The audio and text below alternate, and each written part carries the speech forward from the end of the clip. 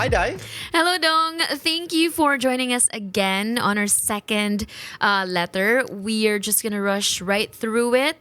Hello, is it okay? This is for you, Dong kay Kuan. Babae ning kasandani. Your perspective, is it okay to beg, as in beg ha, for an explanation or closure from a guy? So yung ex-boyfriend. They probably didn't end up they didn't end in good terms. So dili siya kadawat. Di siya kadawat nga nagbulag sila. Constantly asking pa siya of foreclosure kay dili siya ka move on niya. Is it okay? Feeling ko hindi ako magiging okay kung hindi niya pinapaintindi sa akin ang everything that happened. Kahit closure man lang, I really want to talk to him for the last time. Or if not, what should I do to stop feeling this way? Please be kind to me. Oh, please be kind. Nakuan yun siya. Murag, naging siya gibati nga bugat. Naka-experience ka na? Please be kind to me. Are you sure? Are you sure dili ni mo ang letter? Uy, sure lang na ako. Dili yun ako. Anonymous sender. Kaya daghan kaya siyang nabalance akong personal life. So, iyang gi-interject ang akong personal. So, okay. Nako experience. So, your question was nako experience. Of course, in past relationships, there are always endings that are not happy. Kay if it was happy, it would not end. English would to, di ba? Charot.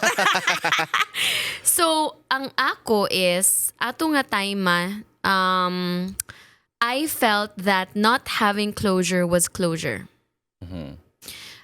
Because if imong kinahanglang inculcate sa imuhang mind dahil nga kung ang tao genuinely ga-care o gamahal sa imuha, that person would never make you feel hurt, betrayed, or gasakit ka dira. Example, the two people who genuinely love you above all others diri sa atong kalibutan is imuhang mama ug papa.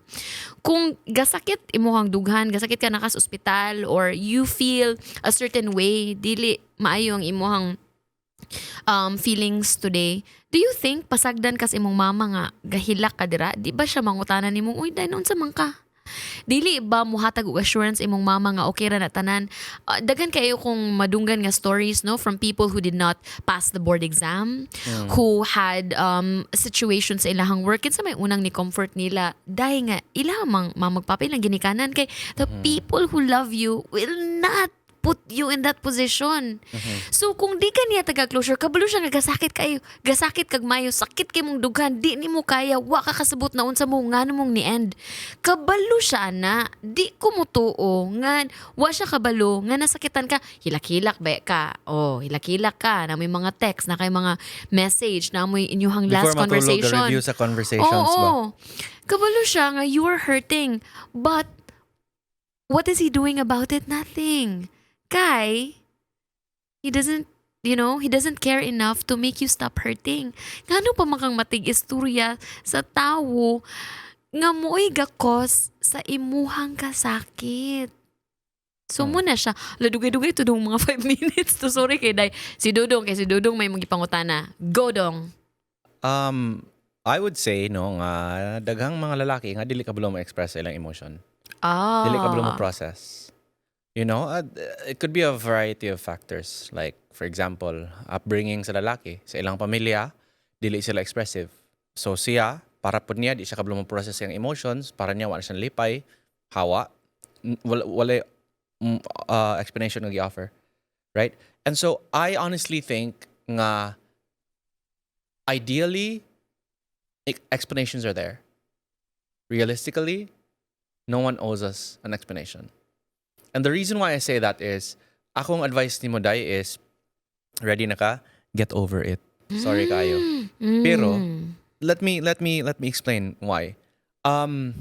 Again, no, because I was talking to that doctor, I was referring to that doctor that I was recently talking to. Nag-share agad siya nga, and I found it very interesting, ano yun siya nga, life doesn't always make sense. Which is true. There are things that happen around us that don't make sense. At least not in the moment, especially when we're hurt. Nothing makes sense. Diba? Like, ano ni Netabo? I thought forever na. I thought na kami, whatever. Pero, if you're gonna be hung up on that, again, what steps are you not taking to get over that? Because there are multiple ways. Kanang very overused na term nga, what doesn't kill you makes you stronger. Right? Tinood man na. Because how are we ever going to become better people if all we are is comfortable? Wow. Daghan English Daghan ron. kaayo. Asa nagikan? Saligikan. Wala biya ko'y kodigo ha. Mao, matay mga dictionary diri. Hala, dong natin English natin mga stock knowledge. Mao, no? Ikaw sa mascom, ako sa education. Pero in sakto, you know what dong sa imuhang gisulti, ay opening kay siya sa ako. Salamat kaayo that you mentioned that nga naay mga lalaki gyud. I mean generally dili gyud sila maayo with conversation, with goodbyes and explanations. And it's not necessarily their fault. However, I would also say nga di po na maayo. We have to all of us. We're Need to all apologize. taking steps to improve ba. Accountability. Kay for example, ako nakapasakit ko nimo, nya nihawa lang ko. Well, that's a coward's way out. Like I've done that before. Like hawa lang. I don't need to offer explanation. I'll just, like look for something else to do. Pero dong katong ningon ka nga nihawa lang ka, you felt bad na ba kay guilt nga na feel? Ay, If you do it enough times, no. Ay, na ako'y question. So, dili na ni si Inday ha, sa ako ni. Kanang laki nga nagpasakit, eventually, do they feel guilt at that time or later or unsa? Do they feel nga murag sayop gyud to nako or whatever? Unsa man or wala ra gyud na murag no second thoughts. I mean, genuinely curious as a girl, no? Do you feel guilty about hurting an ex-girlfriend? I think everyone starts off with a yes. But if you do it more times than you can count, it just becomes another routine. Right? Especially if you're not in it to win it. Imo lang is like it's a summer fling. It's just we've tried that. I mean, I've tried that. Like, I don't want to be lonely. Like, you know what? Ang takeaway na ko sa iyong gisulti, so kana daing mga men nga murag anad sila nga sige pasakit og mga women, basin wala na kayo sila sensitivity to that. wala. Kay they keep doing it. Desensitized na. No, tinuod. Kay it's just another cycle. Yeah, my sister used to tell me constant exposure to the same stimuli makes you ano to? Na ako mako dire. Wala na akong English. Makes you immune to it. Check to.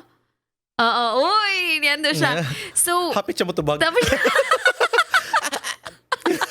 pero kuan but genuinely katong mga laki nga dili anad-ana who were probably just in a position nga they find that this girl is not meant for them, dili naagid siguro sila pain and guilt. So two types of men. Well, see, here's the thing. Human biology, like atong biology or physiology, whatever the proper term is. Wala tayo science. Kalos. Di ba? Applying exposure to the same stimuli over and over again. Sige ni mo samaran. It's gonna develop skin over skin over skin until it becomes a permanent callus. Right? Nga di na wala na I know what do you call this? Muay Thai fighters, kanang sige sila gamit sa ilang leg, patyon man na nila ilang nerves dire. Kay para di na sila Para feel di na sila kit. pain. Yeah. Nana sila yung methods nga patyon nila ang nerves dire. Para di na sakit. Unsaon man na sa heart nga para di na ta maka-feel sakit. Well, muna giingon ni C.S. Lewis, to love is to be vulnerable. Grabe kayo si Dudong. Himasa man ko. Dili ko prepared. Inani na kong nawong, pero himasa ko. Dili ko prepared. Matay, malakpakan man ikaw dong. Uy, believe akong Dudong. Pero bitaw tinod biya na, because if you're going to truly love someone, you have to be willing to be open. And being vulnerable means either you take me as I am, or you, 'di ba? You had me at my worst. Ang sana popoy ba siya, 'di ba? Kabalo ka na. You had me at my worst. You had me at my best. She had me at my worst. Yeah. But you chose to break my heart. Basta mga Pilipino mo, vis, dira, tana. Anyway, thank you so much, Dodong, for your insight. We really appreciate it. I think daghan kitang mga inday dira na minaw who are taking your words and then also applying it kay maybe they're also going through the same thing, going through the same thing. Thank you so much. This wraps up our episode for tonight. Please continue to join us only on Filipino TV Canada, available at Rogers, Bell, and to all of your subscribers, to all of our subscribers out there, salamat kayo. This is Mimi and Cole for Hi Dai. Hello Dong. See you at our next episode. Bye-bye.